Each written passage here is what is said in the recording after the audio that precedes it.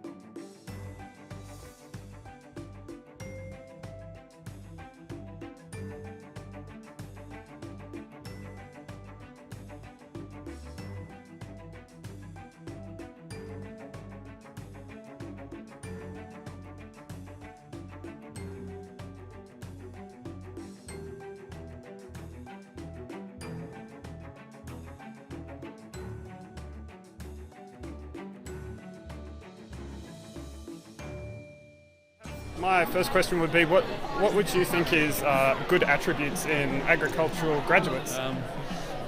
At its centre is an ability to think, and an ability to learn. I think that covers a whole lot of dimensions, of course, but at its essence, someone who has a sufficiently broad education and grounding, but that can actually think and solve problems.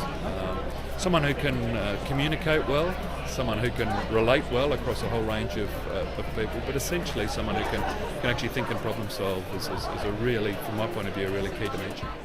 Well, first of all, why do you think it's so important to make it an issue that young people get involved in agriculture, and then how do you think is the best way to go about doing it? It's not a problem unique to Australia, I must say, and ACIAR works in around about 40 countries. There's no simple answer to how to make that more attractive, but we're starting to see a turnaround. We're starting to see enrolments come back up. We're starting to see the entry grades come back up for agriculture. And I think it's the appreciation that sort of the moral imperative about feeding the world, and recognise we're back in much of the same situation that the world faced around the Green Revolution and the sort of Malthusian challenge of feeding a growing population with diminishing resources. I think it's also recognising that agriculture is very much about new technologies. It's about new opportunities. It's not old school, and particularly the opportunity to travel internationally, to see parts of the world that otherwise you don't get the opportunity to work in high-tech industries. And it's not just production on a farm; it's the whole value chain as well, and the opportunities there. So I think that's being recognised, and I think it's once again a valid pursuit to be farming and feeding the world.